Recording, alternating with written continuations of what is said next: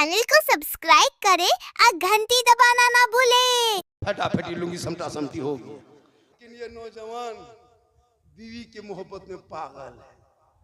हाँ, जहाँ शादी हो गई हजरत, वो बीवी जो क्या कहती है, कौन सा कलमा मंत्र जानती है, समझ में नहीं आता।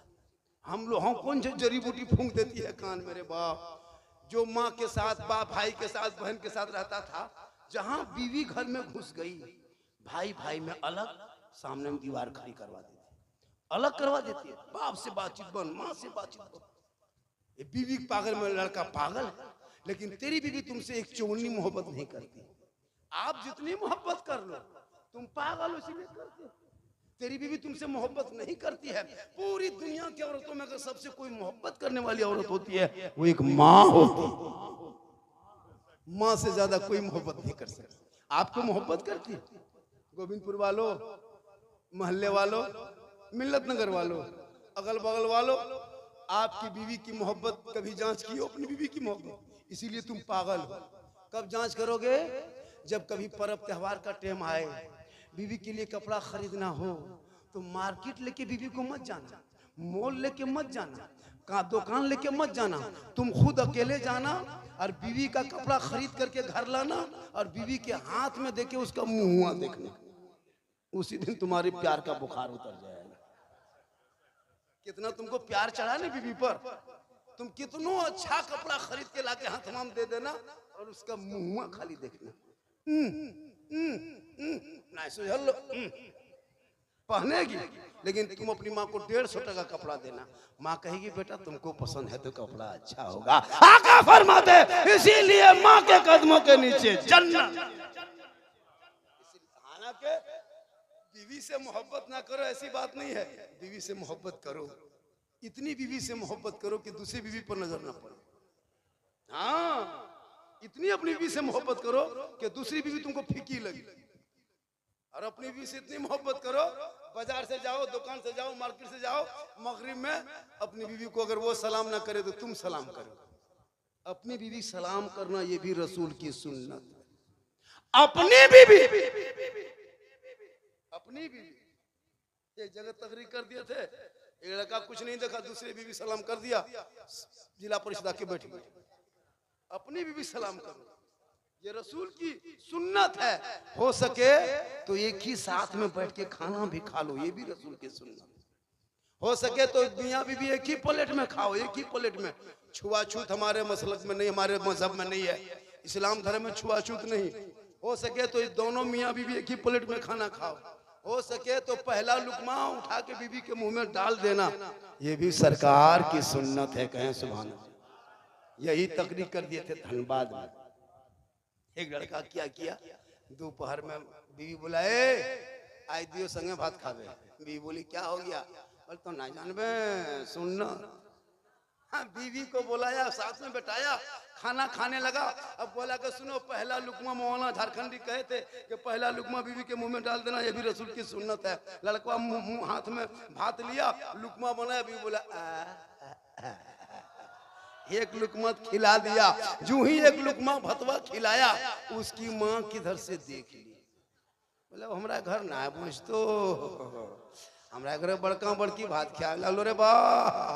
अब दुनिया कयामत भाई, क्योंकि वो पढ़ा लिखा नहीं है। इसलिए पढ़ो, बेटा बेटी दोनों को पढ़ाओ और पढ़ाने के साथ नजर रखो, ताकि तेरी बेटी पढ़ के ससुराल जाएगी, शोहर आएंगे, झोपड़ी गरीब की होगी, वो बीवी बन के सलाम करेगी, झोपड़ी में जन्नत का नमूना दिखाई। इसलिए मेरी माँ बहन, तू नमाजी बन, अपने चेहरे को बचा के रखना, अपनी आवाज को भी कम करना। जब भी शोहर के पास भी बोलो तो धीरे में बोलना। गैर मर्द तो छोड़िए, अगर कोई औरत कुरान पढ़ रही है, कुरान शरीफ, और बाउंड्री से उसकी आवाज शरीयत कभी बाहर ना जाए, इतनी आवाज में कुरान पढ़े कि उसके घर के अंदर ही आवाज रहे, उसकी आवाज कोई गैर मर्द ना सुन सके। और जब शोहर आवाज दे तो बीवी को चाहिए कि धीरे बोले। जैसे बीवी किचन में है, आप इस रूम में है, अगर आपको जरूरत पड़ गया बीवी से आवाज कुछ काम के लिए, आपने आवाज दिया फलना की माँ कहाँ है, थोड़ा सुनो, तो बीवी का हक बनता है कि वो किचन से बाहर निकल जाए और शोहर के पास आकर के धीरे से कुछ कर रहे थे क्या? लेकिन नहीं, वहीं से गए स्वर कर दिया, कुछ काम बुला लिया। कहाँ है फलना माँ, कहाँ है? ना सुझो किचन में, ना सुझो खैर यहाँ बहू बेटी ऐसी नहीं बोलती है, यहाँ बहू बेटी सब दूध के धवल। ये सब जो है हाँ उधर हो लाहडी उस पार, गोविंदपुर के उस पार बोलती, इधर नहीं, निरसा ऊपर रख। यहाँ बेचारी सब ठीक है। मेरी माँ बहन सुने, आपको अल्लाह ने इतना बड़ा मकाम दिया है। एक मर्द मौलाना बन सकता है, हाजी बन सकता है, पीर बन सकता है, मुकर्रिर बन सकता है, शायर बन सकता है, मुकनकी बन सकता है, खतीब बन सकता है, मुफ्ती बन जाए, पीर बन जाए, लेकिन उनके कदम में रसूल ने जन्नत नहीं कहा। आका फरमाते माँ के कदमों के नीचे जन्नत है।